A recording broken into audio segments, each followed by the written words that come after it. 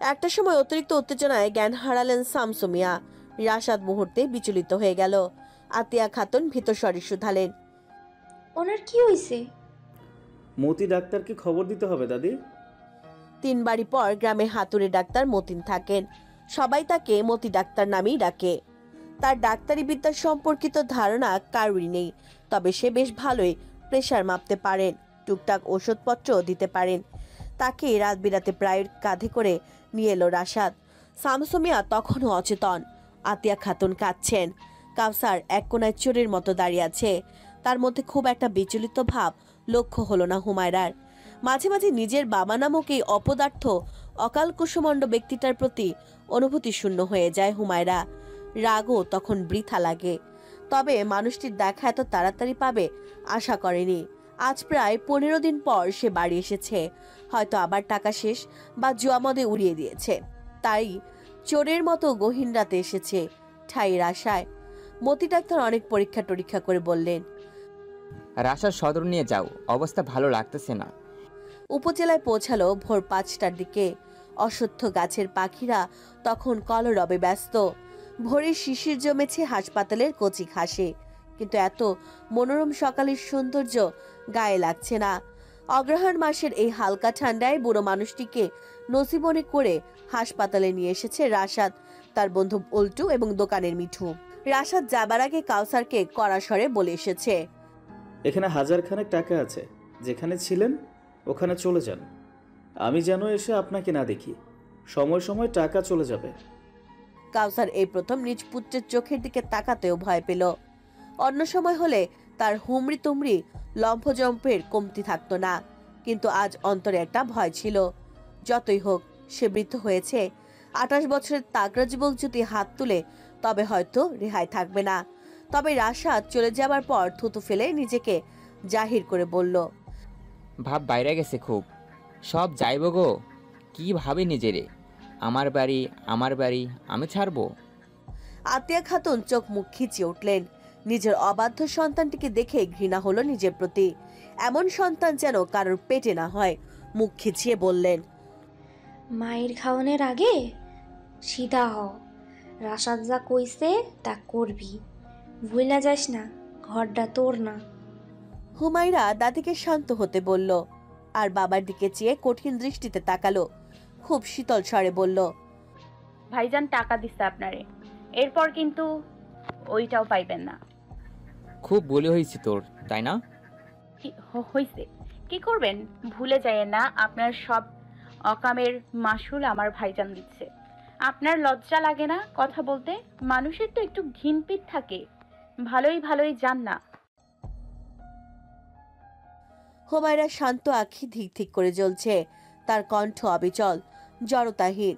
শান্ত খুদে অবলাকে এমন তেজস্বী রূপে দেখে অবাক হলো কাউসার। কিঞ্চিত নড়েচড়ে উঠল। বুঝলো এবার ঠাঁই হবে না এই ঘরে। সমস্যা নেই, বুড়ো তো মরবেই, তখন আবার সব নেওয়া যাবে। উপজেলায় বড় ডাক্তাররা নেই। শামসু মিয়ার জন্য বেড পাওয়া যায়নি, তাই তাকে বারান্দায় রাখা হয়েছে। ডিউটিরত নার্সকে বলায় সে প্রেসার চেক করলো। প্রেসার বেশি, পালসও বেশি, হার্ট অ্যাটাক করার সম্ভাবনা রয়েছে। কিন্তু শামসু মিয়াকে স্যালাইন দিয়ে সে নার্সও চলে গেল। সময়ের কাঁটা চলছে নিজ গতিতে। সেই সাথে রাশাদের চিন্তাও বাড়ছে। আশেপাশে সব অচেতন, অসুস্থ রোগী, কয়েকজন তো মুমূর্ষ প্রায়। একজন এগিয়ে এসে বলল, কি হয়েছে ওনার? জানি না।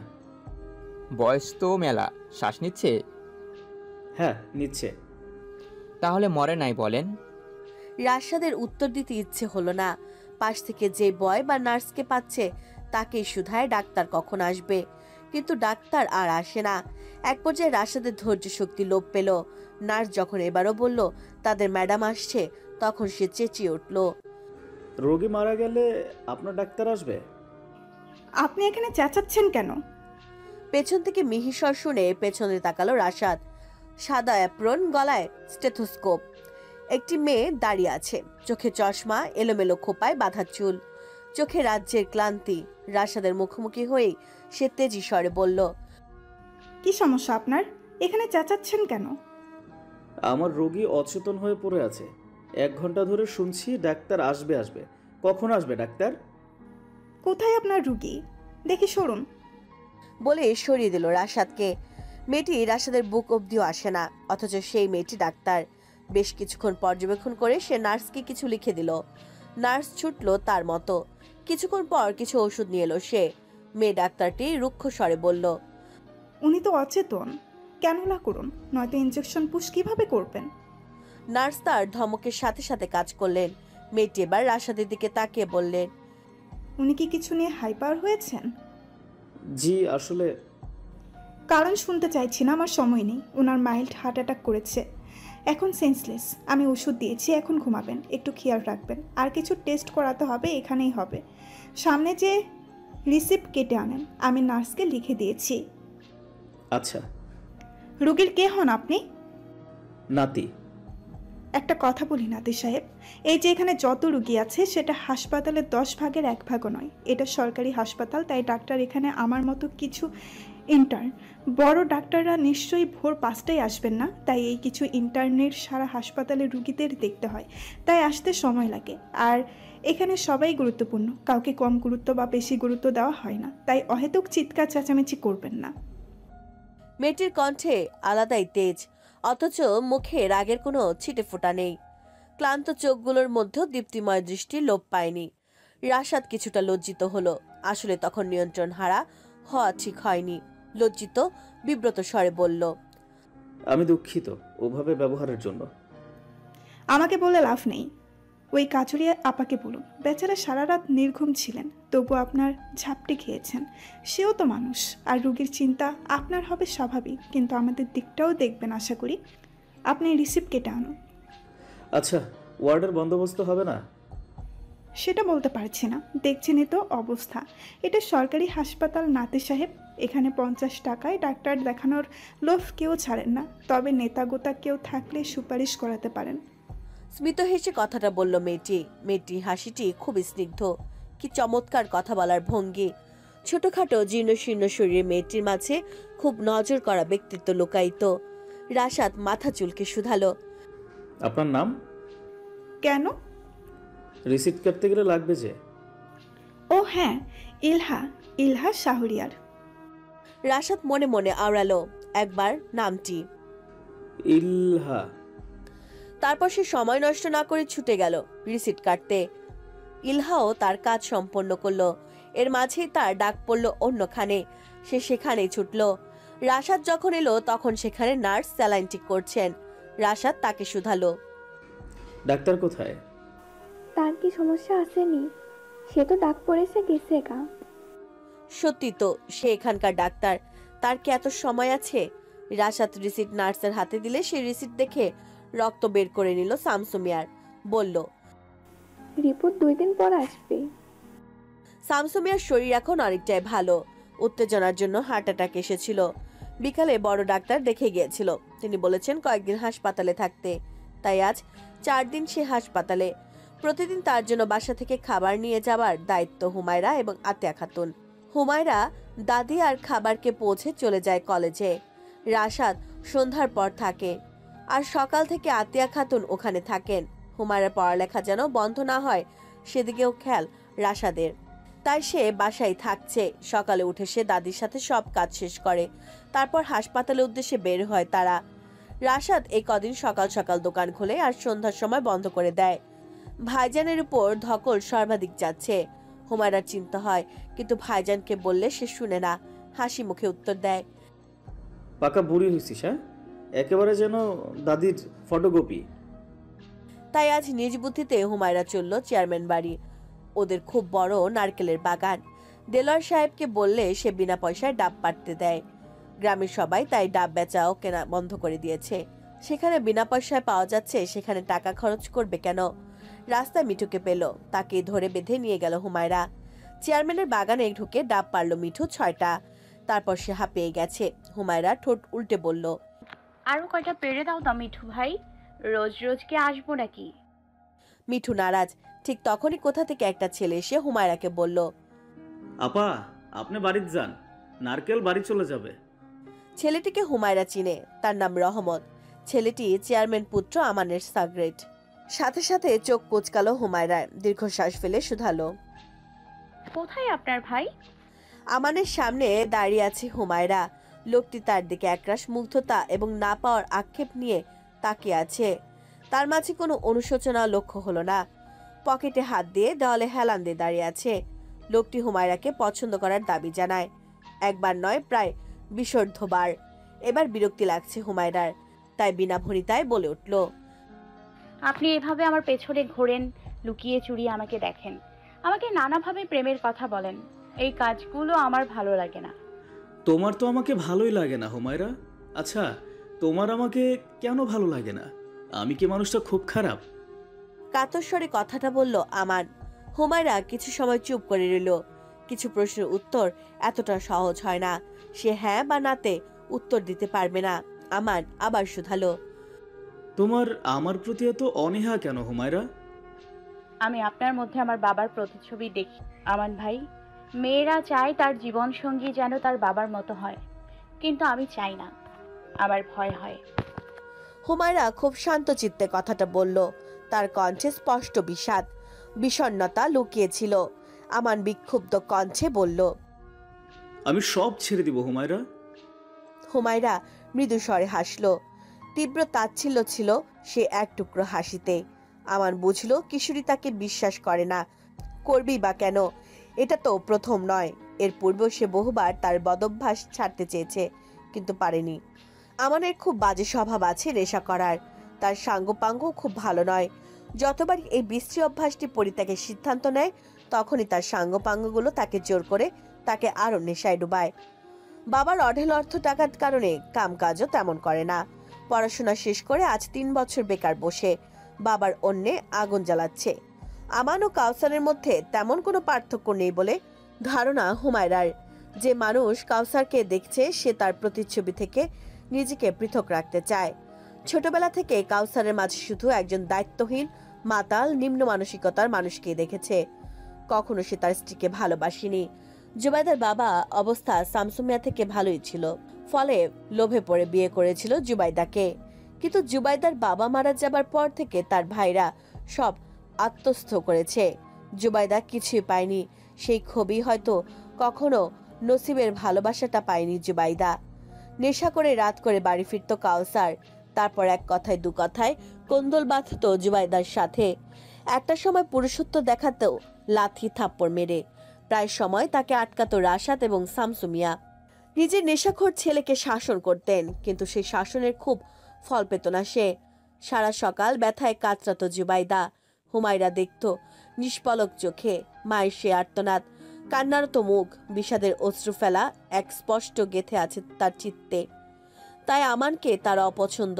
সে মায়ের মতো পরিণতি চায় না। বিয়ে নিয়ে খুব আহামরি স্বপ্ন নেই তার। তবে মেয়ে হয়ে জন্মেছে, বিয়ে করা তার বিধির বিধান। শুধু আল্লাহ তাআলার কাছে একটাই দাবি, যেন স্বামী নামক পুরুষটি তাকে সম্মান দেয়। যেখানে সম্মান নেই সেখানে ভালোবাসার ঠ্যাংখোড়া। যতই আদরের চাদরে রাখুন, আধা আনার সম্মান না থাকলে সে ভালোবাসায় ঘুণ ধরতে সময় লাগে না। হয়তো আমান তাকে ভালোবাসে, কিন্তু তার বদগুণগুলো তাকে হীন ব্যক্তিত্বের কাতারে রেখেছে হুমায়রার মনে।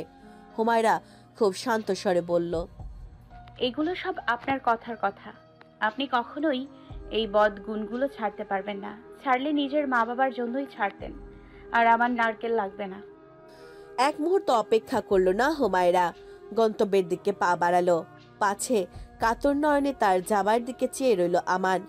চেয়ারম্যান বাংলো থেকে বের হবার সময় হুমায়রার সাথে দেখা হলো সেই বদরাগী অহংকারী মানুষটির সাথে। ফাইজানের কানে ফোন। সে কথা বলতে ব্যস্ত। হুমায়রা তার থেকে বেশি দূরত্বে ছিল না, ফলে এক নজর হুমায়রাকে দেখতে ভুলল না। গতদিনের মতো আজ পাঞ্জাবি কোট পরা নেই, একটা সাদামাটা টি শার্ট পরা, সাথে কালো একটি ট্রাউজার। চোখে চশমাটা আছে। চশমার ভেতর থেকে হুমায়রা লক্ষ্য করলো তীক্ষ্ণ দৃষ্টি। মিঠু অবশ্য সালাম দিল, তার বিপরীতে মৃদু হাসলো ফাইজান। ব্যাপারটা নজর এড়ালো না, অথচ হুমায়রাকে দেখেও না চেনার একটা ভাব নিয়ে পাশ কাটিয়ে চলে গেল। এমন আচরণে কিছুটা বিরক্ত হলো হুমায়রা। কিসের অহংকার এই ব্যক্তির? হ্যাঁ, তার কাছ থেকে খুব একটা আন্তরিকতা আশা করে না, কিন্তু একেবারে রুক্ষ দৃষ্টিও আশা করে না।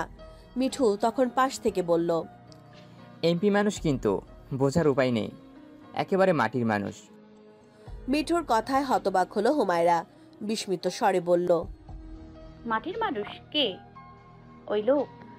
হ, আমাদের গ্রামের কলেজ করতেছে তো, নিজের জায়গা দান করে দিয়েছে মসজিদে আর কলেজের জন্য। আর কি অমায়িক ব্যবহার। মিঠুর কথায় তাচ্ছিল্যের সাথে হাসলো হুমায়রা। বিড়বিড় করে বলল, সব ঢং। রাজনীতিবিদরা কি ভালো হয়? এশা আজানের ধ্বনি ভেসে আসছে দূর মসজিদের মাইক থেকে। রাত নিগুড় হচ্ছে সময়ের সহিত, সেই সাথে বাড়ছে নিস্তব্ধতা। শামসুমিয়া এখন ওয়ার্ডে এসেছেন। একটু টাকা পয়সা খাওয়িয়ে রাশাদ ব্যবস্থা করেছে। এখানে তেমন শব্দ হয় না, বাহিরের কলরব অতটা শোনা যায় না। পাশের রোগীগুলো এখন ঘুমে। রাশাদ বাহিরের দিকে তাকালো। দাদার খাওয়া দাওয়া শেষ, তিনি ওষুধ খেয়ে এখন ঘুমাবেন। শরীর বেশ ভালো, কিছুদিন বাদে তাকে বাড়ি নেবার ব্যবস্থা করবে রাশাদ। পাগলিটা ভাইজানের জন্য মনে করে ডাবের পানি পাঠিয়েছে আজ, তাই না খেয়ে উপায় নেই। রাশাদ ডাবের পানির দিকে তাকিয়ে মুচকি হাসলো। অর্ধেকটা পানি খেলো, তারপর পাশের বেডের চাচিকে বলল, চাচি, আপনি কি জেগে রইবেন? হ্যাঁ আব্বা। আচ্ছা, তাহলে দাদার দিকে একটু খেয়াল রাখেন। হ্যাঁ, আমি একটু নামাজ পড়ে চা খেয়ে আসি। আচ্ছা যাও। চাচি তার স্বামীর সাথে এসেছে। তার স্বামীর পিত্তথলিতে পাথর হয়েছে, সে চিকিৎসা চলছে। এখানে প্রতিদিন থাকতে থাকতে খুব ভালো সম্পর্ক হয়ে গেছে রাশাদের সাথে। হাসপাতাল জায়গাটি খুব অদ্ভুত, অপরিচিত মানুষও এখানে পরিচিত হয়ে যায়। কারণ সবার একটাই কামনা, তার মানুষটি যেন সুস্থভাবে ঘরে ফিরে। কিন্তু আসলে কি সুস্থভাবে ফিরতে পারে সবাই? কেউ সে হাসপাতাল থেকে নিথর দেহি ফিরে। অগ্রহায়ণ মাস, অথচ কুয়াশা পড়ছে ভালোই। চাদর আনা উচিত ছিল। রাশাদের শীত করছে, এখন গরম চা পেলে একটু রেহাই পাওয়া যাবে। দোকানের ছেলেটাকে বলতে যাবে, তখনই পাশ থেকে চিকন কণ্ঠ কানে এলো, এই বিট্টু, এক কাপ কফি দাও তো। কণ্ঠ পরিচিত লাগলো। রাশাদ পাশ ফিরতে দেখলো সেই ডাক্তার নারীটি তার পাশে দাঁড়িয়ে আছে। ইলহা মেয়েটিকে 5 দিন বাদে দেখছে রাশাদ। আজ মেয়েটিকে আগের দিনের মতো লাগছে না, বরং বেশ ফুরফুরে লাগছে। মুখে ক্লান্তি নেই। রাশাদ খেয়াল করলো মেয়েটিকে আজ বেশ সুন্দর লাগছে। কড়া লিপস্টিক দিয়েছে সে, পরনে ইস্ত্রি করা জামা, চুল পরিপাটি করে খোপা বাঁধা। রাশাদ চোখ নামিয়ে নিল। পরনারীকে এইভাবে দেখা উচিত নয়। তখনই কানে এলো, নাতি সাহেব যে, কেমন আছেন? রাশাদ বিস্মিত নয়নে তাকালো মেয়েটির দিকে। তার কি মনে আছে রাশাদকে? অবাধ্য কণ্ঠে শুধালো, আপনার মনে আছে আমাকে? আমার ব্রেন অনেক সাপ, আর অটপটে রুগী এবং তার অ্যাটেন্ডসদের আমি ভুলি না। হাসি মুখে কথাটা বলল সে। তার চোখও হাসছে যেন। রাশাদ কিছুটা অপ্রস্তুত হলো। ইলহা নিচ থেকেই বলল, কেমন আছেন আপনার দাদা? ভালো। উনি বেশ স্ট্রং। জি, আসলে কৃষক তো, তাদের হাড্ডি শক্তই থাকে। কফি খাবেন? আমি কফি খাই না, আমি চায়ের ভক্ত। তিতো জিনিস ভালো লাগে না। সে কি, তাহলে তো আমাদের মাঝে আকাশ পাতাল ফারাক। আমি মিষ্টির মতো তিতো জিনিস খেতে পারি। বলে খিলখিল করে হেসে উঠল সে। রাশাদও হাসলো। কি অদ্ভুত না, অপরিচিত মানুষও মাঝে মাঝে আনন্দের উৎস হয়। রাশাদ শুধালো, আপনি আজ খুব খুশি? জি অনেক খুশি। আজ আমার ইন্টার্নির শেষ দিন, শেষ ডিউটি। এরপর আমি সনদ পেয়ে যাব। হুট করে রাশাদ অনুভব করলো তার মনটা খারাপ হয়ে গেছে। বিবির করে বলল, আর এখানে কাজ করবেন না? জি না, এটা সরকারি হাসপাতাল। আমাকে সরকারি ক্যাডার হয়ে এখানে কাজ করতে হবে। তাই আর এখানে কাজ করব না আপাতত। দোয়া করিয়েন যেন আবার কাজ করার সুযোগ পাই। তাহলে এটা আমাদের শেষ দেখা? হ্যাঁ, তবে জীবন বড় বিচিত্র, বলা যায় না কোথায় কোন মোড়ে দেখা হয়ে যায়। না, হবে না।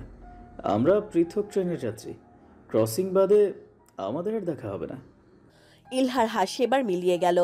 কথাটা যেন মস্তিষ্কে ঝংকার তুলল।